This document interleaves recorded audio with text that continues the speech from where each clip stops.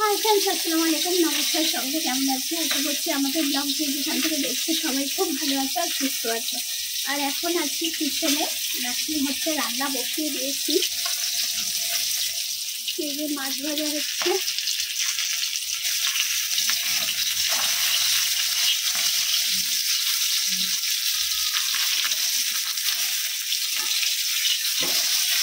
একদম অল্প তেল দিয়ে রান্না করবার চেষ্টা করি,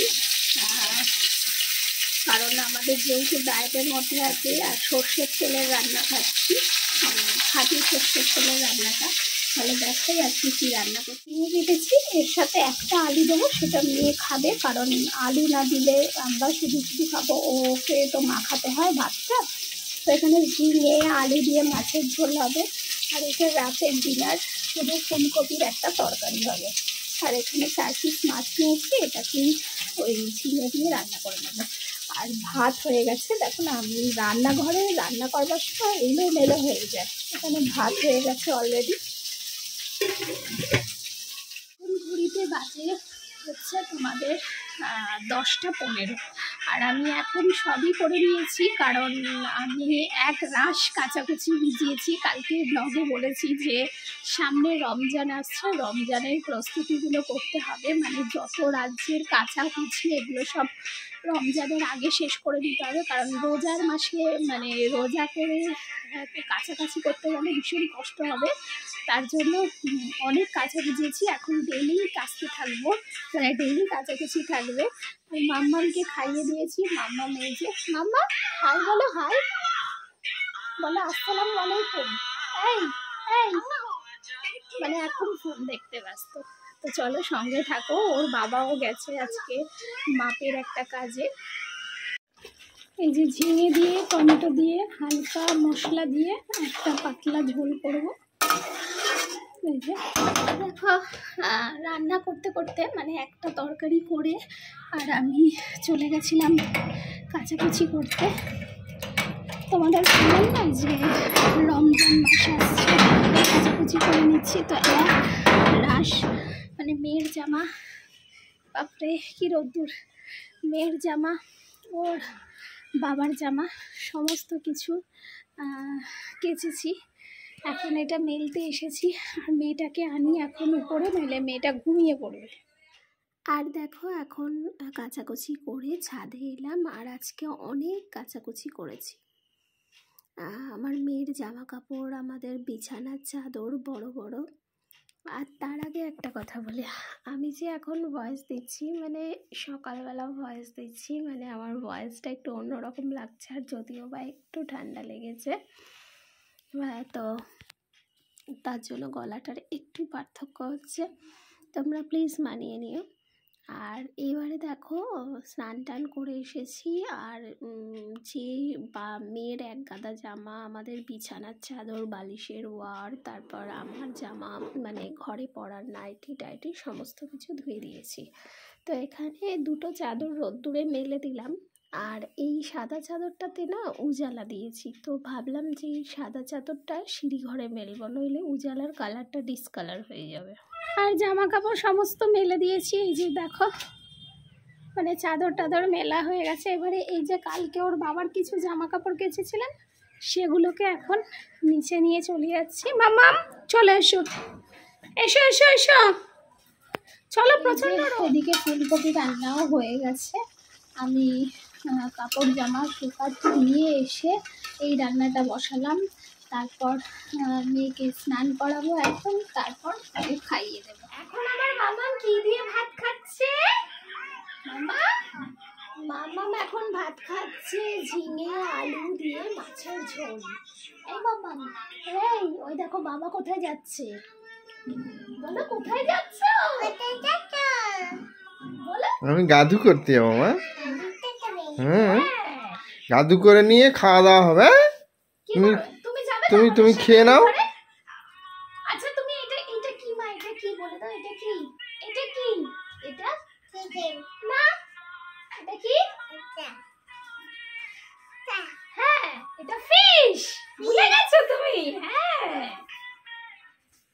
এখন মাম্মাম খাওয়া দাওয়া শেষ করবে, তারপর আমরা যাব খাবার খেতে। বিসমিল্লাহ। ভালো খেতে। ও ফিশ খাবে? ফিশ দেবো? আচ্ছা ঠিক আছে, ফিশ দিচ্ছি। আমার মেয়ের কাণ্ড দেখো সবাই, ওর ওইটা নাকি ওর বিছানা, ও এখানে পেতে মেঝেতে শুয়ে পড়েছে। এই বাবা ওঠো, ওটাই শুয়েছো কেন ওখানে? আল্লাহ করবে, ঘরে গিয়ে করতে হয়, একটু আস্তে করো না। ঘরে গিয়ে আল্লাহ করতে হয়, এখানে আল্লাহ করতে হয়? হ্যাঁ হ্যাঁ, যাও ঘরে চলে যাও। আর এদিকে আমরা চলে এসেছি আমাদের লাঞ্চ সারতে। আর আজকের লাঞ্চ তো তোমাদের দেখিয়েছি, এখানে হচ্ছে ঝিঙে মাছ দিয়ে করেছি, আর ডিনারে তো ফুলকপি খাবো, আর পানির একটা রেসিপি হবে, আর ভাত নিয়ে চলে এসেছি। আজকে এক তরকারি ভাত খাবো। কি এক তরকারি ভাতে চলে যাবে তো? হ্যাঁ, আবার কি আছে, খাওয়া নিয়ে অত বিশেষ কিছু না হলেও চলবে। তো বন্ধুরা, খাওয়া দাওয়া কমপ্লিট হয়ে গেছে, মানে দুপুরের খাওয়া দাওয়া কমপ্লিট করে এখন এসেছি। আজকে আমার হাজব্যান্ড একটু ফাঁকা আছে, তাই চলে এলাম একটা রেসিপি করতে। তো তোমাদের তো বললাম যে আজকে একটা রেসিপি হবে। তো এখানে দেখো পনির নিয়েছি, এইখানটাতে পনির নিয়েছি, পনির মটর পনির করছি। এই যে মটরশুঁটি আছে আজকে, আর এইদিকে হচ্ছে মশলা কষাচ্ছি। দেখো এখানে দিয়েছি হচ্ছে পেঁয়াজ, আদা, রসুন দিয়ে মশলাটা কষাচ্ছি। এরপর হচ্ছে টমেটো, কাঁচা লঙ্কা এগুলো দেবো। আর মটর পনির হয়তো অনেকেই বাড়িতে বানিয়ে থাকবে বা কিছু, কিন্তু আজকের রেসিপি আমাদের এই মটর পনির হচ্ছে। তো ওর বাবা বেসিক্যালি বাড়িতে থাকলে তখনই রেসিপির কাজটা করি, নইলে একা হাতে না রেসিপির কাজ করা যায় না। তো এই এখন ওর বাবাও আছে, তো রেসিপি হচ্ছে, চলো সঙ্গে থাকো। তো দেখো এখানে পেঁয়াজ, আদা, রসুনটাকে কষানোর পর দিয়ে দিলাম টমেটো। তো পেঁয়াজ, আদা, রসুন, টমেটোকে খুব ভালো করে কষিয়ে নিতে হবে তেলের মধ্যে, যাতে কাঁচা গন্ধটা চলে যায়। তো আমার কষানো প্রায় হয়ে এসেছে। এবারে আমি এখানে দিয়ে দিচ্ছি কাঁচা লঙ্কা কুচি। কাঁচা লঙ্কা দেওয়ার পরেও ভালো করে আবারও নাড়াচাড়া করে নিতে হবে। এবার যখন মশলা থেকে তেল ছাড়তে শুরু করবে, তখন আমি এখানে দিয়ে দিচ্ছি সামান্য হলুদ গুঁড়ো, সামান্য জিরে গুঁড়ো, আর দিয়ে দিচ্ছি একটু ধনে গুঁড়ো। জিরের থেকে ধনের পরিমাণটা বেশি। আর এবারে দিয়ে দেবো কাশ্মীরি রেড চিলি পাউডার। এটা ফর কালারের জন্য, মানে কালার হওয়ার জন্যই এই কাশ্মীরি রেড চিলি পাউডারটা আমি এখানে দিয়ে দিলাম। তো এবারে পেঁয়াজ আর সমস্ত মশলাকে ভালো করে কষিয়ে নিচ্ছি। তো কষানো হয়ে যাওয়ার পর আমি সামান্য একটু জল দিয়ে দেব। তো সামান্য জল দিয়ে গ্রেভিটা কষিয়ে নিয়েছি, তারপর দিয়ে দিচ্ছি মটর।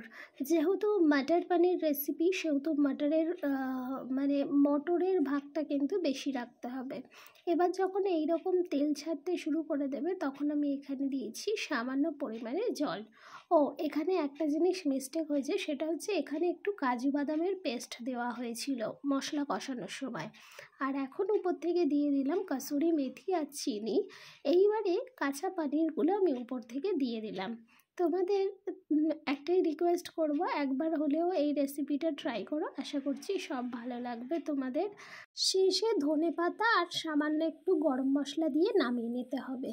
তো তেলের ওপর গোটা জিরে ফোড়ন দিয়ে সমস্ত রান্নাটা কিন্তু করেছি।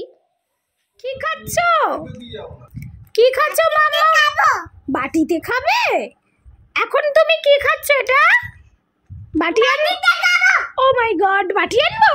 ওকে দাঁড়াও, বাটি আনছি।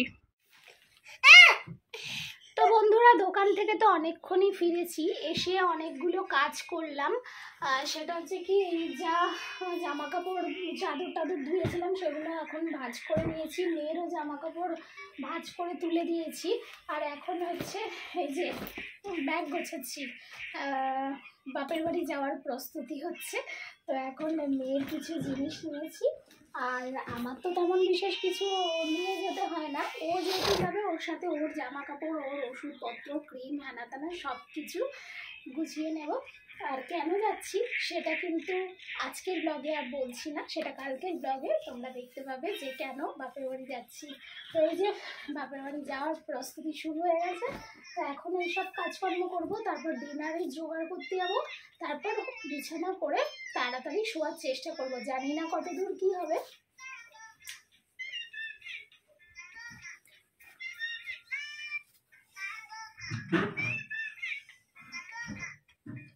তো বন্ধুরা, ডিনার তো কমপ্লিট হয়ে গেছে, আর এখন বাজে ঘড়িতে 12টা বাজতে 5, মানে এখনও পরের দিন হয়নি। তো ব্লগটা এত রাতে এসেই শেষ করতে হচ্ছে, কারণ যেহেতু বাপের বাড়ি যাব, আর তো সেহেতু একটুখানি গোছগাছ করছি। আমার বিশেষ কিছু না, সেটা তোমাদের আগেও বললাম, মেয়ের জন্য একটু গোছগাছ করছি। আর এদিকে বাপ বেটি দেখো, মানে বাপও ফোন দেখছে, মেয়েও ফোন দেখছে। তো ওরা ঢুকে পড়েছে, আমার কাজ আমি করেই যাচ্ছি, এখনও কাজ বাকি আছে, সেটাও করব। এখন ব্লগ এডিট করব, করে তারপর শোবো, কারণ যেহেতু কালকে সকাল সকাল আমরা বেরিয়ে যাচ্ছি। তো আজকের ব্লগটা কেমন লাগলো অবশ্যই কিন্তু কমেন্ট করে জানিও, আর আমার রেসিপি তোমাদের কাছে কেমন লেগেছে সেটাও কিন্তু জানিও। তো আজকের মতো ব্লগটা এখানেই শেষ করছি, আবারও দেখা হবে আগামীকাল নতুন কোনো ব্লগের সঙ্গে। ততক্ষণের জন্য সবাই ভালো থেকো, সুস্থ থেকো। গুড নাইট, আল্লাহ হাফিজ।